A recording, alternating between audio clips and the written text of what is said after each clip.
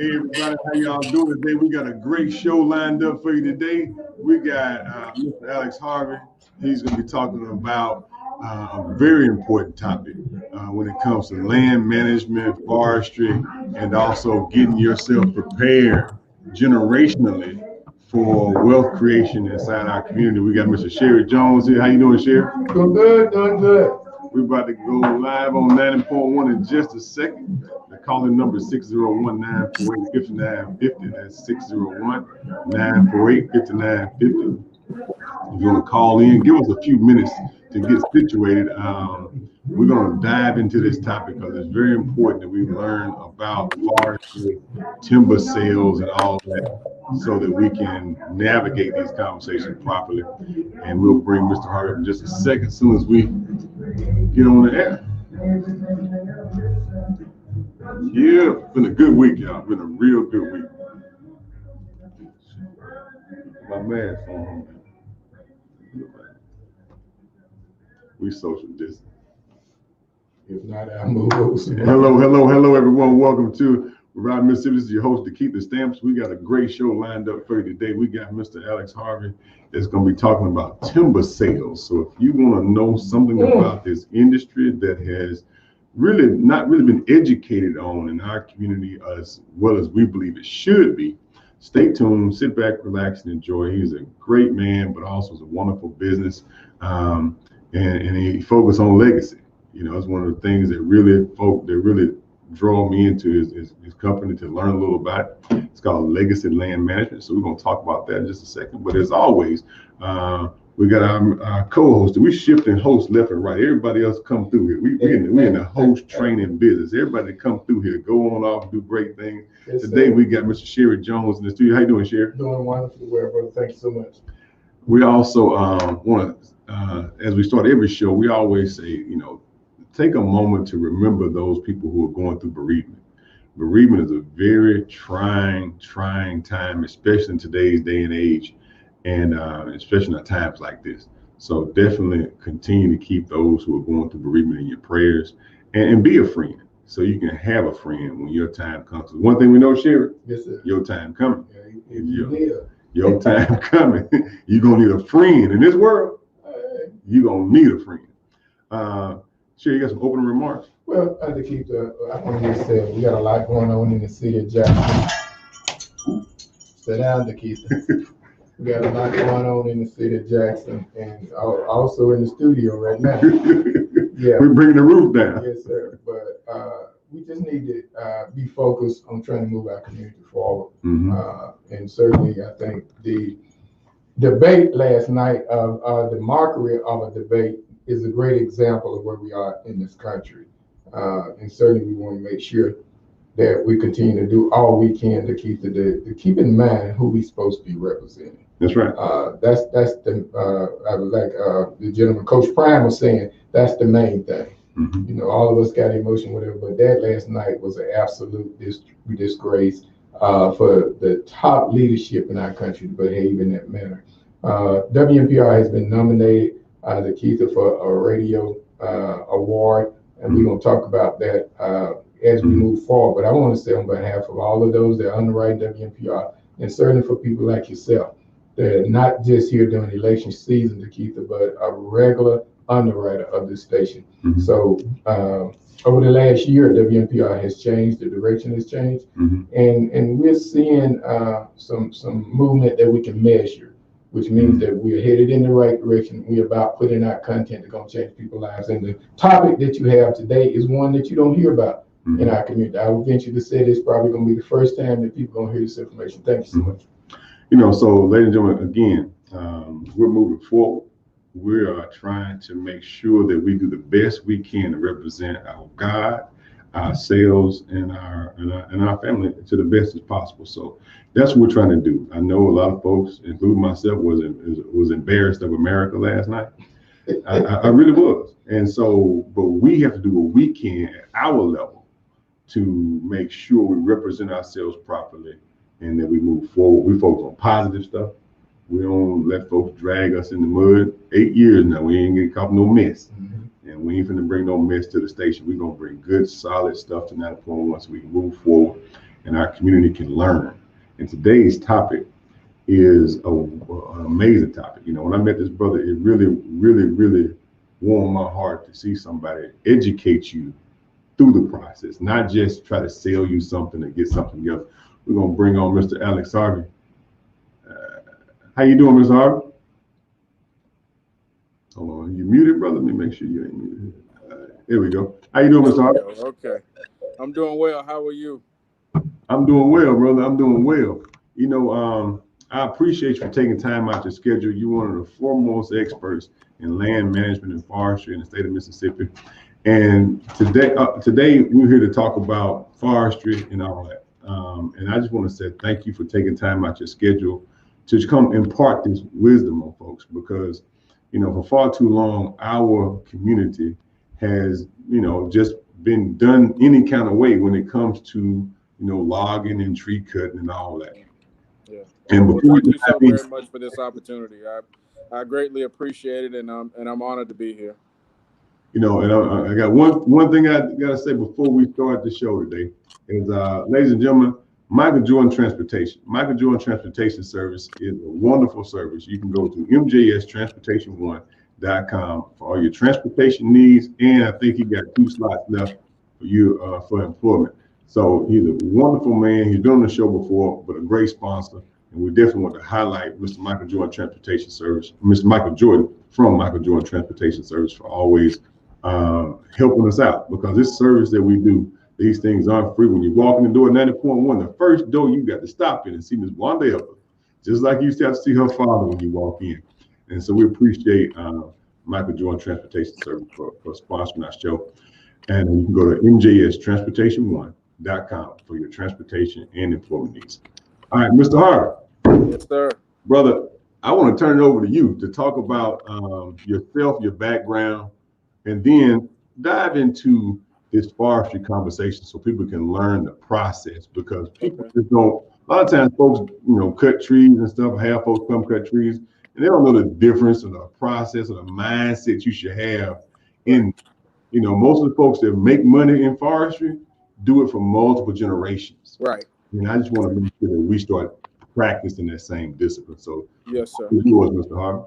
Well, there's, you know, thank you again for allowing me this opportunity to talk with you. But there's so many variables that you have to consider. First of all, let me talk a little bit about me. I'm originally Central Mississippi, born and raised, from right there in Jackson, Mississippi. I'm originally from Terry, Mississippi, which is where all my family is. My mother's from Crystal Springs. I'm a product of Jackson State, Alcorn State, and Mississippi State Universities.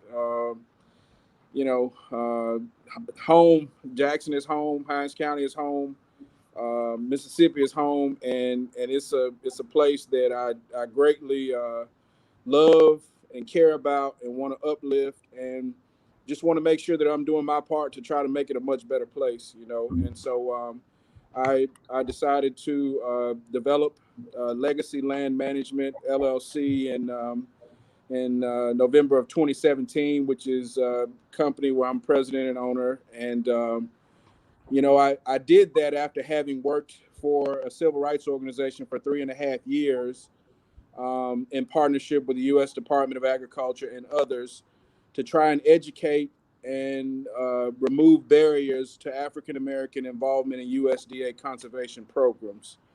And after about 3.5 years of doing that, I realized that one of the most crucial parts of this was that there were very, very few African-American consulting foresters anywhere, right? So my company is one of only 3 nationwide. And right here, you know, Mississippi, I work Mississippi, Louisiana, Alabama, Florida, Georgia, you know. That's exactly why I developed Legacy Land Management LLC, was to reach out into communities where people look just like me and they had very pressing issues that they didn't necessarily understand how to address and resolve, and to really, again, to contribute and give something back. And so I developed legacy land management to help in a number of ways. One is to help people understand that land is, of course, a tremendous asset, right? And how to actually access the wealth that you have in your control already. And then to also help people understand what those barriers are in order to generate long-term wealth. Of course, one of the biggest barriers that we have is heirs property, right? And that's where, somebody passes away, they don't leave a will, successive generations continue to do this, and it is very, very taxing and very difficult, and it has had a very negative effect in our communities and within our families over several generations now. And so that's certainly one of the things that I always try to educate people about, and help them to understand that it's really an issue that not only does it rob us of our wealth, it robs us of our identity, who we are as rural people, and what it took for our ancestors to accumulate wealth to pass it along to us, right? So, yes, sir. Very important topic to me is heirs property. So when it comes to forestry, talk a little bit about the mindset that people should have when, because a lot of times people just say, here's my land, and they invite somebody in your industry over, and they don't know the difference between a gum tree, or oak tree, or red oak tree. Right. They don't know a pine tree. Yes, of course. And these things have different values. And just talk about just the mindset of entering into timber sale. Right. And how you should approach that process. And I'm saying process intentionally because it's not a thing, it's a process. It is a process. It is very much a process. And it is an arduous, complicated process. And again, the first thing you want to do is you want to reach out to credible professionals who can help you. So, whereas you have state agencies like the Mississippi Forestry Commission who can kind of give you very, very, surface advice in terms of some things. They can help you with some technical things like applying, fire lanes and, prescribed burning. Fire suppression is really kind of more where their strengths are, but you want to understand this system. And so, again, that's why I became a private consulting forester. In the state of Mississippi, like many other states, just as lawyers have a bar that they have to pass, and so when they, pass the exam, they become a part of a group that basically has very high ethical standards. Well, in Mississippi, we have the Mississippi Board of Registration for Foresters, which basically serves the same purpose. So, you want to understand who is a professional that can help you, and having a professionally registered consultant is really much different than I think what is actually most times happened in our communities, because what we most oftentimes see is that African American families tend to make this timber sale transaction, selling it directly to timber buyers, right? And you really have to understand the role that everyone has in how this whole process works. Now, if you hire a professional consultant who basically acts as an advocate for you and works off of a commission base, then you have some skin in the game, and that person has some value for you, right? But if you sell your timber straight to a timber company, more or less, then their whole objective is to make profits, right? So they want to buy it as cheaply as possible and make as much profit as possible. But when you hire a consulting forester who actually goes out on your property, who conducts an appraisal and tells you what the appraisal value is, then that way that you have some sort of baseline to work off of, right? So more often than not, what we see in African American families is that people are making timber sales and they don't even know, what they're selling. They have no idea what their timber is worth. They don't know if they're selling pulpwood or chip and saw or saw timber or, any of those things. And so, you hire a professional consultant to actually help you understand all those things and to be your advocate. And you're totally right. If you don't know a system, you should always bring aboard somebody who knows it to advocate on your behalf so you can first get the best price, but also you want to make sure that your land doesn't look like crap when they leave. Right. So it's a whole process. It must be negotiated in this, because for far too long we've allowed, somebody to walk out on our land and say, "Oh, they do an appraisal now." They may not show it to you. Right. They go out there and do an appraisal, measure everything, and say, "Okay, there's $70,000 worth of trees out there." Right. And they'll come back out here and say, "Okay, well, we'll give you $25,000." Exactly. Right. And then that's kind of how the system has been going. That's how it robs our families of wealth and the opportunity to create generational wealth, right? Yeah, but if the thing that I really try to get people to understand is, if you make a timber sale, this is a tremendous asset. This is one of the largest assets you will ever have in your life, right? And you make a timber sale. It's sort of like a car. If I drove up in your yard and I like your car and I say, "Hey, I really like your car," I'll give you $200 for it. But the car is actually worth $20,000, right? So if you know that it's worth $20,000, you're certainly not going to take $200, right? And so that is, one of the most important aspects of the work of legacy land management, of what I do. I can't underscore enough how we really need to begin to have these discussions and conversations, not just around the dinner table, but in our churches and around the TV and holidays and all these kinds of things.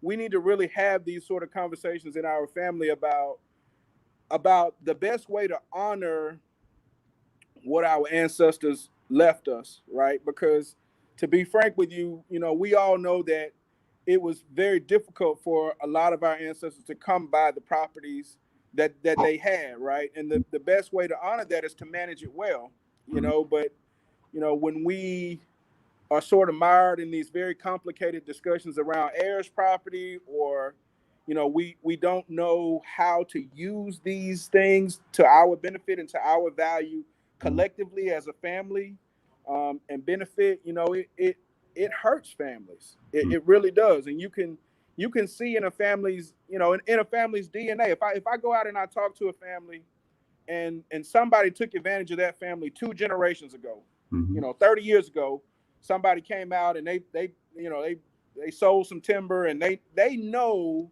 that they were taken advantage of, but they had no idea, okay, well, how do I literally use this system to my advantage? Who do I talk to?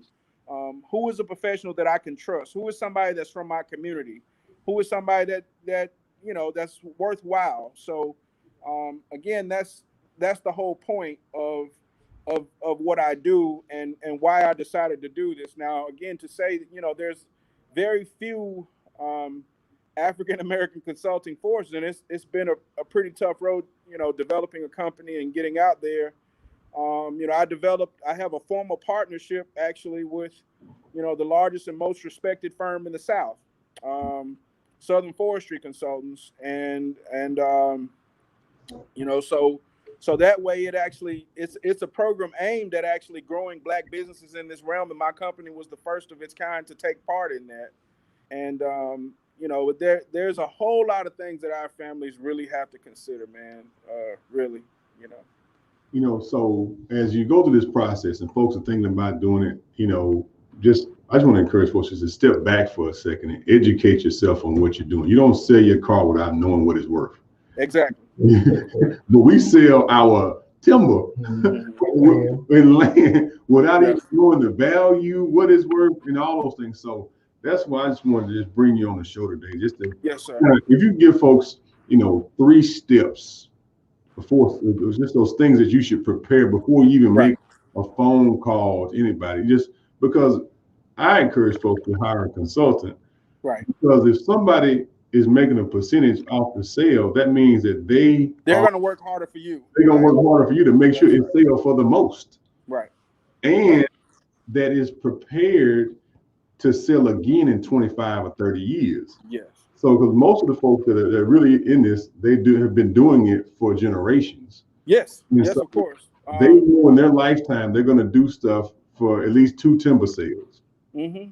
and they know in their son's lifetime he gonna do it for at least 2 timber sales. Right. And that's programmed into that long range financial plan. Talk about just that before we dive into the guts of this thing. Yes, sir. Okay, that's really great segue. So, you know, you exactly you have to think about, you know, when we have wealth advisors, right? Our wealth advisors have us thinking long term in terms of, you know, assets, what we're going to leave behind. That's exactly, again, you know, forestry, timber, land is an asset, and that's exactly how you should think about it. And you know, one of the things, you know, I would say the first thing to do is to begin to have those conversations around the dinner table with the family about what you actually have, and make sure that everybody's on the same page. I can't begin to underscore, you know, the issues of heirs property where families are having disagreements and the damage that that causes between family members, but also the wealth that is lost, right? So that's the first thing I would say. Secondly, you know, absolutely positively never, ever, ever, ever, ever sell timber without hiring a consultant to help you. Okay, that person needs to be in good standing with the Mississippi Board of Registration for Foresters. That person needs to be someone who has demonstrated, you know, their, you know, ability to work in communities and do great things. And you know, those are the two, I would say, the two biggest things. And then from there, you know, understand again the things, the resources that are out there to help you. So, you know, the one thing I would always tell anybody is understand how USDA programs, how state programs like with the Mississippi Forestry Commission and others are out there to literally help you. If you have heirs property, if you don't have a clear title, then you can't apply for USDA landowner assistance programs that are literally free money to help. And so, you know, that's another opportunity that begins the process of creating that long-term wealth over generations that I think is really valuable and important for folks in our community to understand. And so as people start going through this process, when it comes to land management, you know, when you go to the timber sale, hold on one second, I think we have a little feedback here. When you go through the timber sale process, we may have a caller. Call back, caller. Call back, caller. It's ringing, but it's not answering on our side of the fence here. Let me see if we can work this out. But we're gonna see if we can get that worked out, caller. Hold up just a second. But when we go through this timber process, and you start saying, okay, I got 50 acres, I got 100 acres. You get a little feedback. Can you hear that? Yeah, I can hear that. I don't know what that's all about, but yeah, I can definitely hear that. All right, let me see here. All right, let me see if I can catch this call. Hello, caller. Turn your radio down, caller. Turn your radio down, caller. Mr. Sam. Yes, sir. Tommy out of Elwood. How you doing? Hey, what's going on, Tom? Man, I've been trying to get some help from the USDA for 3 years now, and they keep telling me, well, your scores ain't high enough, you know, and the other people that got the big farms, they got it from the black folks help, but now they still getting the money because they got the bigger of the farm. So you're talking about US money from USDA? USDA.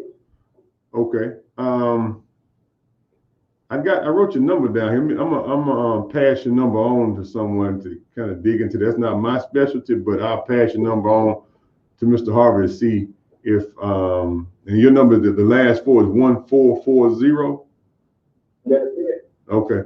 I'm gonna pass your number on to Mr. Harvey, and maybe he can give you a call and kind of go into the situation to see how to navigate you the right place. I done wrote letters and all that stuff where I disagree, want them to look into and I still hadn't heard nothing from nobody.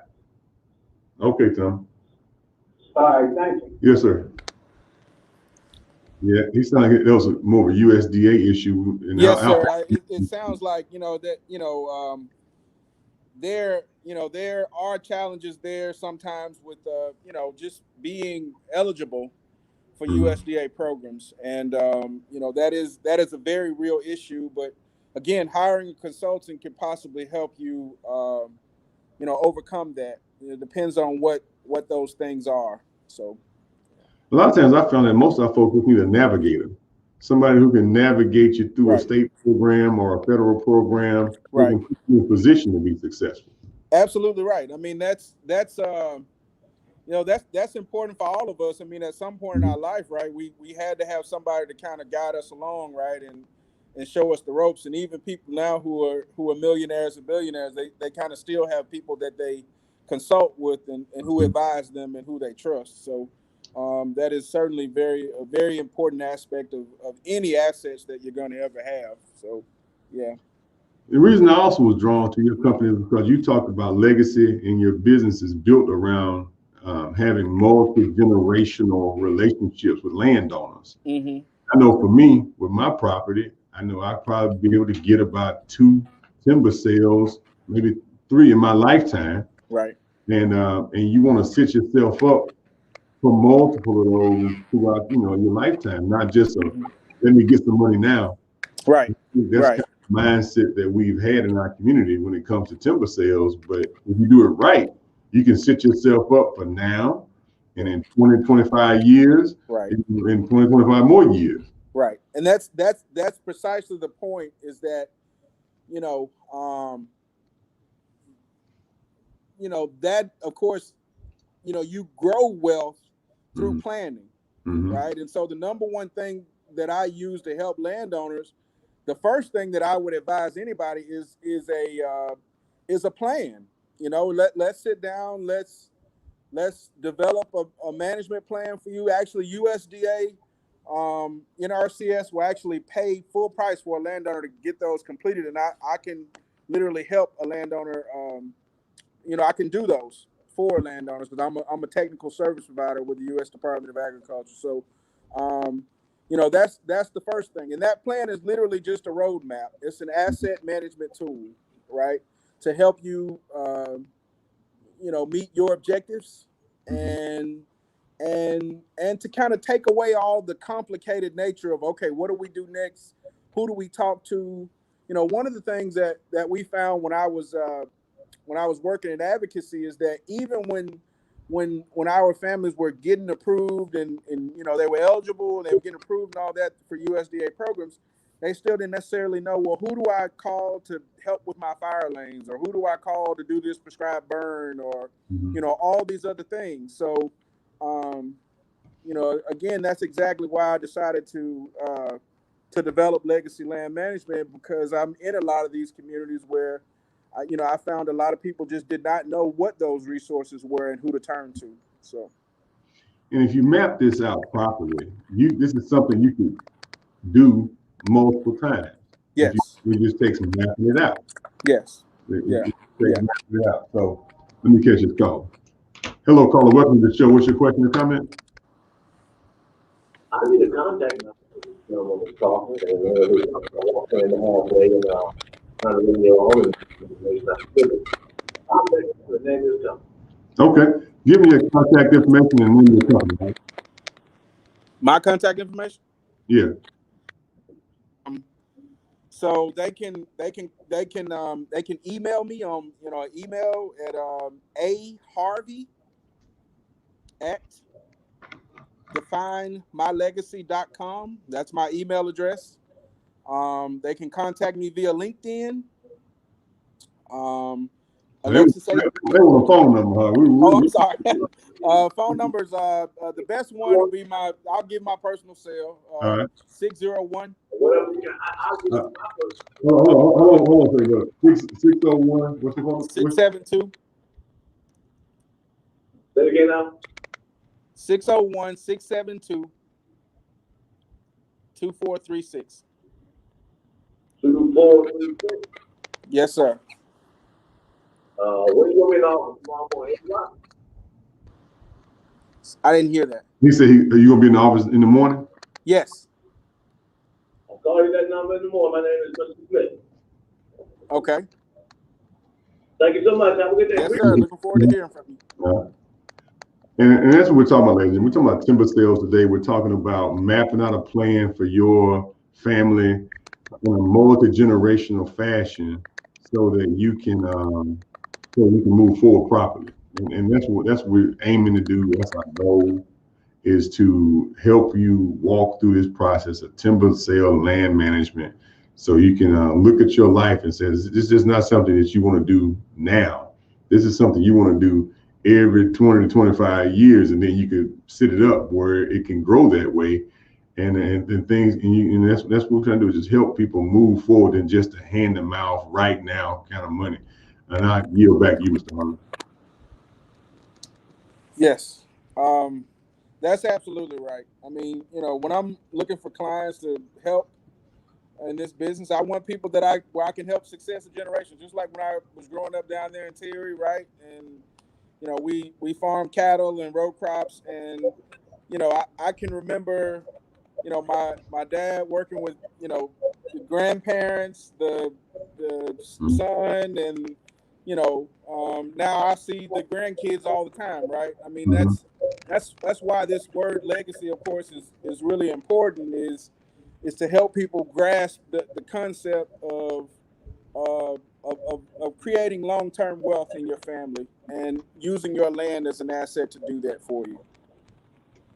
And give that number one more time, your phone number one more time. 601 672 2436.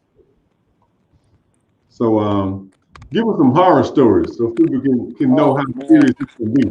Yeah, I have so many. There are lots of stories, of course, where folks have just been outright taken advantage of.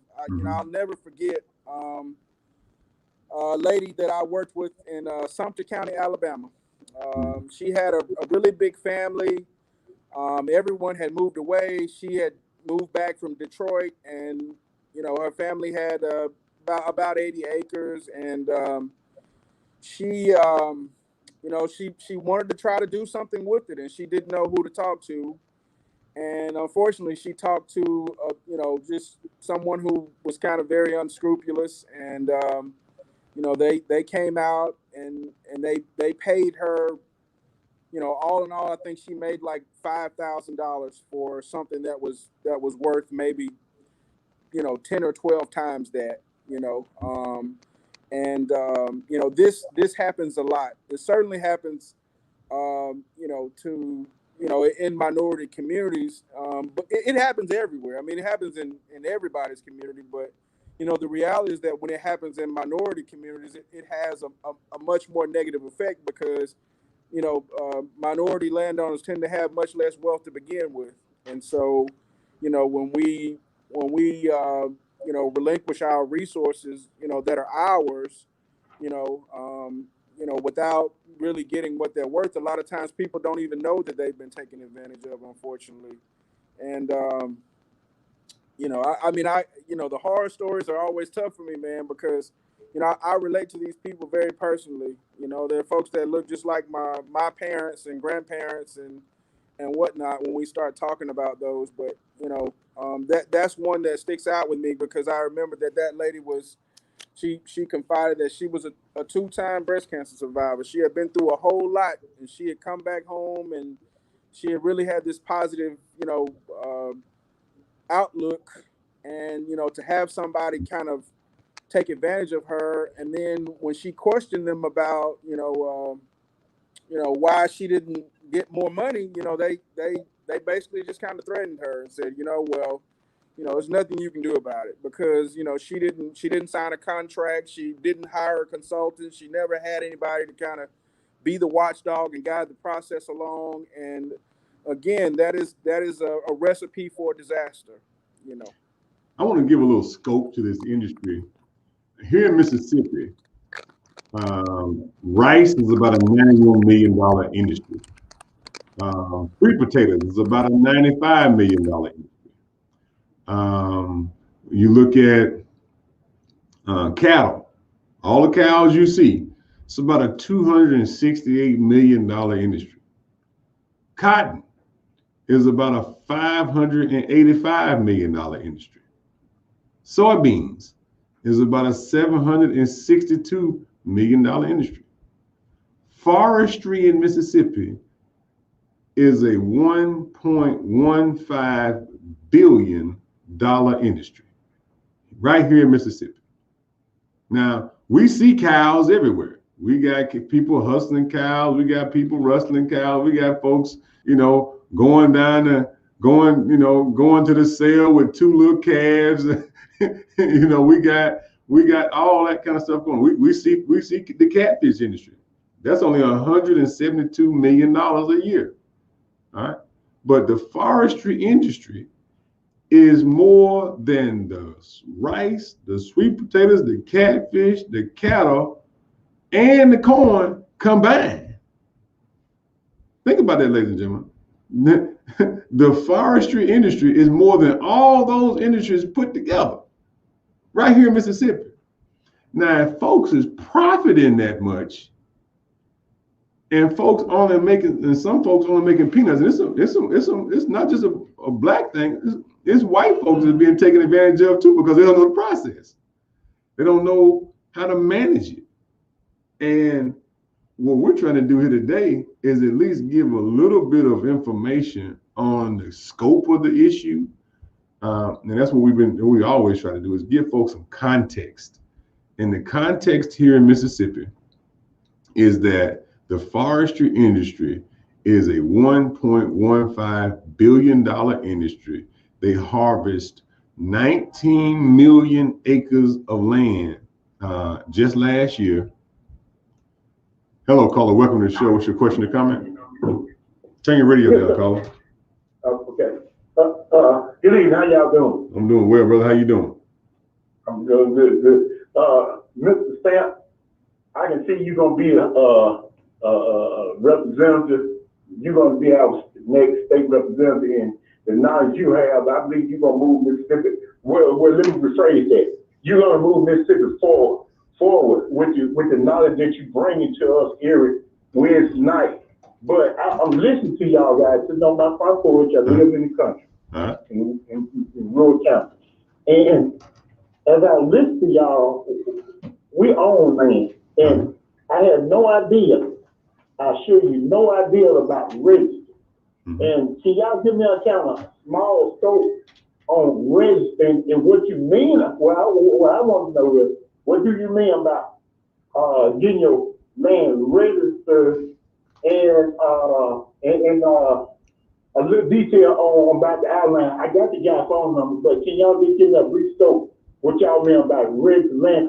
This is the first I've heard of that. And that's something that I might need to sit down and talk to my family and see what we can do about moving forward. And thank you for taking my call. Don't hang up just yet, brother Andrew. Don't hang up just yet. Yes, sir. All right. So first thing, if you got a farm, you should have a farm and tract number from USDA. You should go through that process. That's real simple. Yeah. But go ahead, Mr. Allen. Oh, yes. That's really first and foremost is if you have a farm, obtaining a farm and tract number through the U.S. Department of Agriculture that's where you need to begin. And again, make sure you have clear title to your land, because if you do, then the likelihood is you may not be able to. I know that we've done a lot of work with some of the legal barriers. For instance, Mississippi now has passed the Uniform Partition Act, which was really important at helping folks who had heirs property. But you definitely want to go to the Farm Service Agency office in your county, and you want to you want to sit down with their folks, and you want to express, hey, I want to get a farm and tract number from my farm, and they'll tell you everything that you need to do. And then from there, once you get a farm and tract number through the Farm Service Agency, you can go to the Natural Resource Conservation Service and other agencies, and and apply for conservation programs and other things of that sort. So yes, sir. In the farm service agency right here in Hines County, right on Highway 18, right before you get to the road, it's on the left hand side there, right past that old gas station. I know exactly where they're at. But here's my thing. Now, I'm not a farmer. I'm not a farmer. And the land is safe for land. Don't no bank, don't no loan. I mean, We own this. This is something that nobody owns, but I am the bank. I am the financial institution. Mm-hmm. So we own this land. Okay. So there's nobody. I pay my taxes every year, mm-hmm. and high taxes, but I pay my. So we own this land outright. So mm-hmm. that's the question that I need to ask. And be honest with you, I'm not a farmer, but I would like to know once I get that registered, do I need to farm or do I not need to farm or what? Mr. Harvey? Yeah, I didn't really clearly hear his question. I Said, heard him say, does he need to farm? Does he have to farm if he gets a farming track number? No, he doesn't. No, no, I mean, that's, your engagement and involvement in USDA programs, even if you have a farm and track number, is totally voluntary. I mean, they will probably reach out to you and say, hey, you've got this piece of property, we could help you do X, Y, and Z from time to time, but no, you don't necessarily have to get involved in those programs. But again, I would always encourage anyone to do that, because again, it's an opportunity. It's money that's there to help you, and it's an opportunity to create wealth for the future, and to literally better manage the land that you've got. So you might, if you get out there and start making some management decisions on things, you might start thinking about some things that you never considered before. So, and I encourage everyone to get a professional. If you own property, you want somebody to come out there, take a look at it, and say, you know what, this creek need a little work. This ditch need to be a little work done to it. We don't really do a lot of management. We just have the land, but we don't necessarily say, you know what, I might need to put a pond over here because it's going to be able to keep my property in a better way and make things not just erode all over the place. So I would definitely reach out to the Farm Service Office and NCRS about looking at your property. Just they come out, that's their job. Their job is to come out there and look at your land to make sure it's not just eroding all over the place. It's called, NCRS, Natural Conservation Resource, to make sure it used to be soil Natural conservation. Resource Conservation Service, NRC. NRC, yeah. We're supposed to be making sure that things are being managed properly. So I definitely reach out to them if I was you. Okay, one more question on this other. Now, is there a cost for what you're saying about letting them come out, or what? No. Let them come out, but my question is, let me rephrase that. Would there be a cost, what y'all just said, let them come out and take a look and see what they can do to help me, and then would I have to spend money for them to do that, or what? Okay. So he asked, was there a cost associated with someone coming out? Right. If you were working with the state or federal agency, no sir, there's no cost associated with having them come out. Now, as a private consultant, depending on what I'm doing, there could be potentially a cost associated with that. But just coming out and talking to someone, if I'm in the area and I'm near you, I have no problem with coming out and and talking to you about what I see and kind of helping you understand and helping you develop objectives for one thing or another. I have no problem with doing that, again, as long as I'm reasonably close by. We can schedule some time and I probably can do that pretty easily. Okay, appreciate that, guys. I really appreciate it. And y'all keep up the good work. And Mr. Camp, yes, sir. Before we continue, I know I'm not in your area for voting for you, man, but you're doing a great job what you're doing, and just keep what you're doing, man. I'm gonna keep on praying for you. Keep praying for it, brother. It's a rough road out here. We're gonna keep going forward. Okay, and y'all have a good evening. Take care, brother. And what I found, Alex, is that most folks just need a little advice, and once they get a little advice, they can move, they can navigate it effectively. Right. Right. That's absolutely right. 601-938-5950, Mr. Harvey.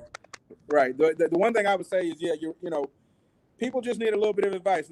I would add to that, though, is if you hire a professional to help you, trust them to help you, because more often than not, you certainly see where folks can kind of step in the way of you helping them, right? Mm-hmm.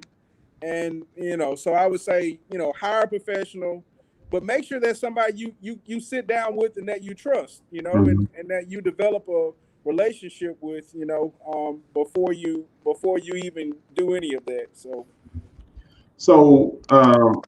how much does a normal just ballpark cost to hire a forestry consultant when it comes to a timber sale? Yeah, so you know, when it comes to a timber sale, you know, I work off of a commission. So you know, generally, you know, the rule of thumb is um it could be 10%, it could be a little bit more. 10% typically has been customary, but you know, especially when you're working with minority landowners, whereas people don't have as much resources to pay for, say, an appraisal or any of that, right? You know, percentage wise and how we work it out, it really just is whatever the landowner and the consultant kind of agrees to. As long as it's a scrupulous and ethical thing, then you know, that's how that works. So, you know, it's kind of like hiring a realtor to sell your house. Mm-hmm. You know, when you're ready to sell your house, a lot of times you get the most value when somebody can come in and say, you know what, if you did this and this and this, you may have gone into the conversation trying to sell your house and say, you know what, I think I'm gonna ask $100,000 for this property. But then you go back and say, well, hold on, let me get a realtor. He come in and say, well, you put a little paint there, a little this there, a little touch this up over here. And one thing a realtor has, they normally have a pocket full of buyers that they can navigate through. Well, the same thing with a forestry consultant. They got a pocket full of buyers, and just talk about that portion. That's the closest analogy I could come up with. Yeah, that's a great point. So, you know, timber purchasers, you know, loggers, what have you, they are often contacting me to say, you know, do you have anything that we could bid on? Is there anything, you know, going on? That is a value, of course, that, you know, hiring a consultant is really about the relationships that you need to benefit and advance you, right? And so that's why you work with a consultant, because, you know, not only do you want somebody who has a technical expertise that can help you, but you also want somebody who has relationships that they can leverage to bring to your benefit. And yes, I do work with timber purchasers all over the place, who reach out from time to time. As a matter of fact, just tomorrow I'll be meeting with some, you know, around the Jackson area, to look at a tract of land there. So yes. And so, again, ladies and gentlemen, Mr. Harvey's number is 601-672-2436. That's 601-672-2436. And, you know, I don't bring anybody on the show that I don't know, like, and trust. That's been our track record over the last 7.5, almost 8 years now that we've been coming down here. And, you know, so give them a call. And also, Mr. Harvey, what's that number, or what's that website to the commission where folks can just go and research about that you have to license through? Oh, the Mississippi Board of Registration for Foresters. I think that's what you're talking about. If you search MS BORF, BORF, depending on what county you live in, you could search for foresters in that county. You can search for people by last name. I mean, you could go through a whole number of ways that you can search to find somebody that, you know, if somebody lives in, say, Corinth, right, and I live in Harrison County, way down on the coast, then, you know, the likelihood is I probably won't be running to Corinth for a very small project. But, you know, so what I would suggest is find somebody locally. You know, go talk to your county forester, your region forester, or what have you. You know, talk to your extension folks and ask them who is a consultant that works around here that, you know, that I can trust, that has been doing this for a long time, and you know, they can really kind of guide you in the process. So I pulled up the website for those who are watching online. That's the Mississippi Board of Foresters website there. You just go in there and you know, search people, see if they're credible. If you're already doing business with somebody, well, I think it'd be good for you to go back through the website and see if they even have a license. Either see if That's they right. can buy it. You know, see it before because the deal ain't still until you go down the road a little bit. So talk about investigating somebody. I think we may have lost him. Hold on, let's see if he come back on here. But yeah, ladies and gentlemen, just make sure you're doing business with good people, and that's the whole point. Just make sure you're doing business with good folks so that you can move forward. And are you there, Mr. Harvey? I think we may click off and sign back on, brother. But yeah, ladies and gentlemen, we just want to make sure you're making good decisions out there and that you are navigating these processes effectively when it comes to your timber. This is your land. This is what, a long time ago, somebody had the wherewithal and did whatever they had to do to get ownership of this land. Your management of the land is going to determine the long-term viability of your family, of your children. So, if you want to do timber sales multiple times, that means the first one you might not make as much money as the second one. How you doing? Okay. Yeah. So I'll just catch you back up. I'm glad you're able to sign back on, Mr. Harvey. I was just saying that the first timber sale you do, you may not make as much money because you are mapping stuff out for the long term. That first timber sale, you may be saying, okay, well, let me make sure I take this money and reinvest it into my land so that the next timber sale can be more beneficial and fruitful. So right. And one thing I can say is, if somebody came out 20 or 30 years ago and they harvested some timber at that time and they never went back and replanted it and it just kind of grew back naturally, and now you're looking at harvesting again, and if I come out and I say, well, you're not quite ready for a timber sale, or hey, we have to do some site prep before we do some tree planting, or what have you, we have to start with where you are, and that is definitely the reality of what a lot of landowners face. There's sometimes frustration because people think that they can make their timber sale and and they're going to get rich. Well, that you do over time, right? And yeah, that's a really good point. Yeah, so just to wrap things up with you, Mr. Harvey, we appreciate you coming on the show today. Let folks know just kind of just tuned in a little bit about yourself, your contact information, so they can reach out to you if they have any questions. Yes, so my phone number, my personal cell, 601-672-2436. You can contact me at aharvey@definemylegacy.com. I have a Facebook page, Legacy Land Management LLC, and an Instagram, Legacy Land. So we definitely appreciate you. I think we maybe have a little technical difficulty here, but we're gonna work it out. Again, ladies and gentlemen, that's Mr. Alex Harvey. He's a forestry consultant here in Mississippi, one of only 3 African Americans who own their businesses outright in the country. And we just want to say thank you for coming on the show, sir. We appreciate you. We're gonna have you back soon. Thank you very much. But don't go nowhere. Sit back and relax. We're gonna finish the show up here. But ladies and gentlemen, again, we were talking about land management. We're talking about, as we always do. We always talk about things that can help you out in your life and things you can benefit from. So we appreciate everybody for continuing to tune in. I hope you got some value out of that conversation, but it's going to be critical that we maintain what we have, that we plan wisely so that we can move forward. And that's the whole ballgame. We're rising above all negativity, because our children are watching us, and if they're not going to do it properly at the national level, at the local level, we got to represent ourselves better. And we got to continue to do things that make us all better as people. And so that's what we pledge to do. We're rising above low level negativity because, folks, we got to move forward. That's the only way we're going to move the state forward in our community. So I just appreciate everybody for tuning in.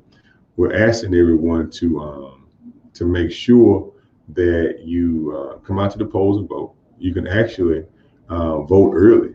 You know, you can vote early for the president race and early for the District 66 special election race as well. So we encourage you, if you are able and qualified to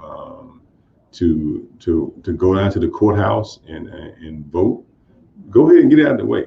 A lot of these elections, it kind of weigh on you. You know, if you have to sit through and endure all the debates and the news every day, you can go and handle that business and move on with your life and not even be dealing with, even thinking about the rest of these processes. Let me catch this last call. Hello, caller. Welcome to the show. What's your question or comment?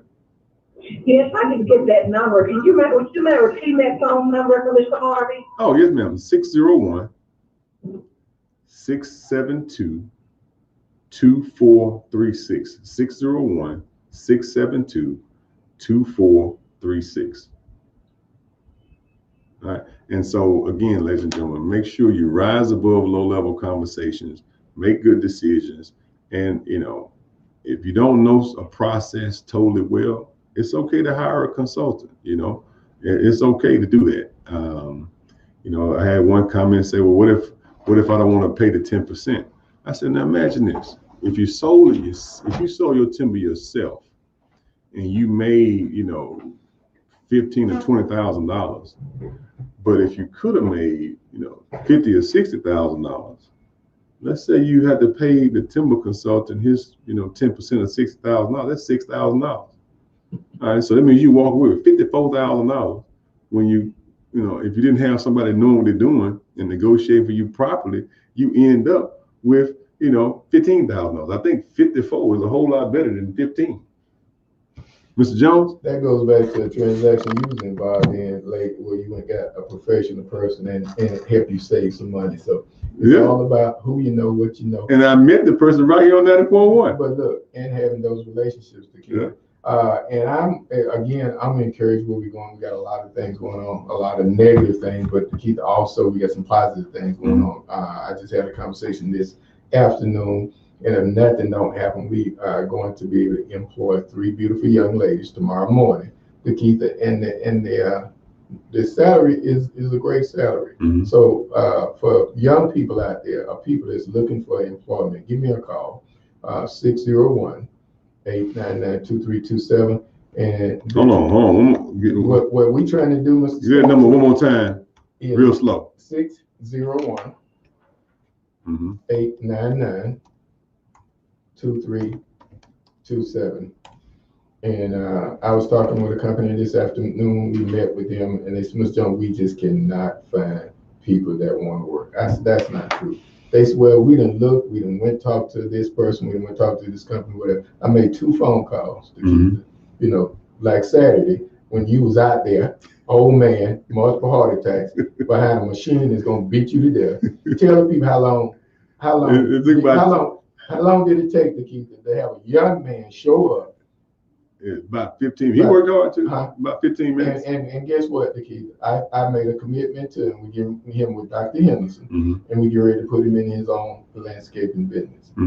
That's what we got to do in our community. You know, so good hard working folks. Give Mr. Jones a call because he's always navigating and routing people through services. I want to make sure we finish our show off by saying thank you to Michael Jordan Transportation Service. Yes, sir. You can go to mjstransportation1.com for your transportation needs, and he has a few slots for employment. And as we always say, never let anybody put you in a position where you don't love your own people. Never. I see, we said this stuff for a reason. See, because when you hate your own people, you're part of the very oppression we're trying to lift ourselves out of. We've been saying the same thing every night for 7.5 years because it's important. Don't even let yourself put yourself in a position when you don't love your own people. Don't let yourself put you in a position when you don't love yourself, when you disrespect yourself.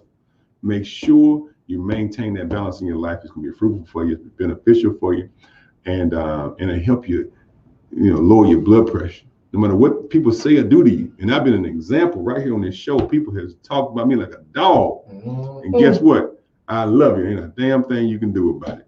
Okay. I love y'all. God bless. We'll see y'all next week. Handyman, get us out of here, man.